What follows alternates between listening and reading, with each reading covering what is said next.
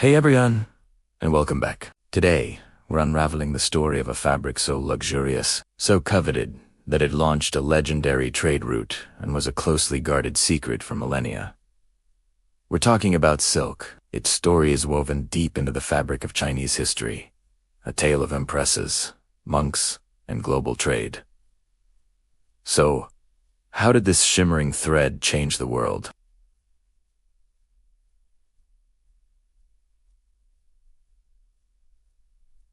Let's find out. Our story begins not in a grand palace, but in Neolithic China, thousands of years ago. Imagine, around 4000 BCE, during the Yangshao culture, the earliest whispers of silk production began. The most solid proof we have comes from archaeological sites like Qianshanyang, where fragments of woven silk, dating back to 2700 BCE, were unearthed. This wasn't just cloth. It was a technological marvel, a testament to the ingenuity of these ancient people. Of course, with such a monumental discovery, there is always a beautiful legend. The most famous one credits the invention to Lei, the wife of the mythical Yellow Emperor. The story goes that a silkworm cocoon accidentally fell from a mulberry tree into her hot tea. As she fished it out, she was amazed to see it unravel into a single, long, shimmering thread. Whether by accident or design, she supposedly realized this thread could be woven into a beautiful fabric. And thus, sericulture, the art of raising silkworms, was born. In its early days, silk was the ultimate status symbol, reserved exclusively for the emperor and his inner circle. Think of it as the original haute couture. Strict laws dictated who could wear silk and what colors they could wear. Yellow, the color of the earth, was the emperor's color. Wearing it without permission was a grave offense. This exclusivity made silk a powerful tool for reinforcing the social hierarchy.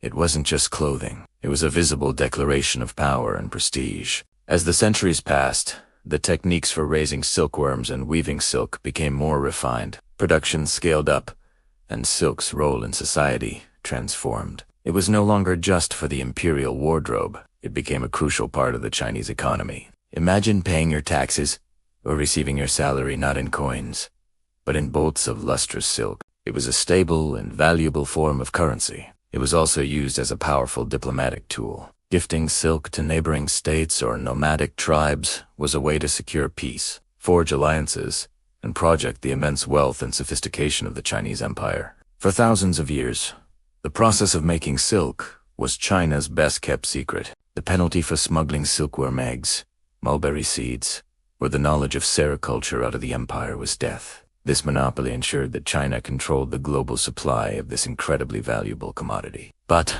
as we can know secrets, this big are hard to keep forever. The first to get their hands on the technology were China's eastern neighbors. A few centuries before the Common Era, knowledge of sericulture managed to cross the border into Korea, and from there, it made its way to Japan. This eastward expansion started to slowly loosen China's tight grip on the industry. The real bombshell, however, dropped much later and came from the West.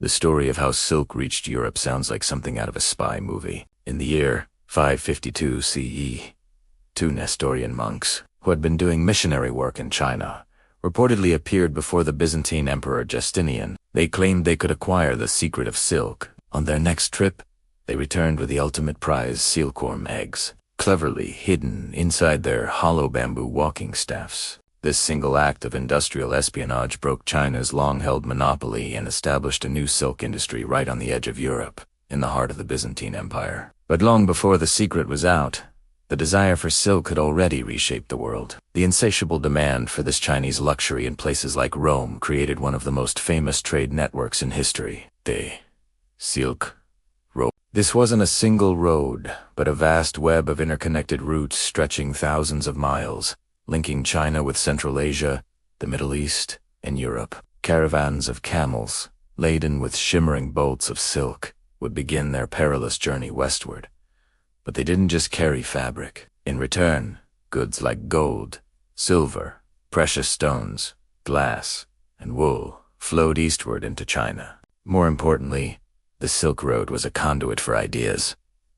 Buddhism traveled from India to China along these routes. Art, music, scientific knowledge, and even religions were exchanged, creating a vibrant cultural fusion across continents. The thirst for silk didn't just create wealth, it connected civilizations and fostered an unprecedented era of global exchange. Even after China lost its monopoly, its silk industry continued to thrive and innovate. As early as 1090, Chinese inventors were creating complex, water-powered machinery for reeling silk, a precursor to industrialization. But the real game-changer was the Industrial Revolution in Europe, which introduced mechanized looms and mass production, transforming the ancient craft. Despite that, this traditional Chinese silk production never lost its prestige. During the Ming and Qing dynasties, certain cities became legendary for their imperial silk workshops. Places like Nanjing, Suzhou, and Hangzhou were the epicenters of silk excellence. They produced the most intricate and beautiful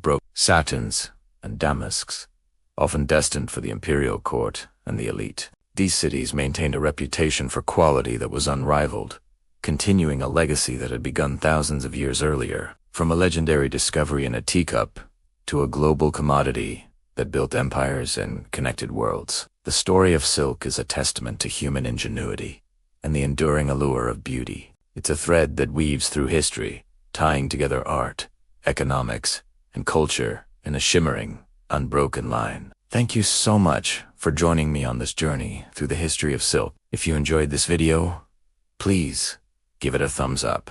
And do you not forget to subscribe and hit that notification bell so you do not miss our next adventure into the past. Let me know in the comments what piece of history you'd like to unravel next. See you in the next video.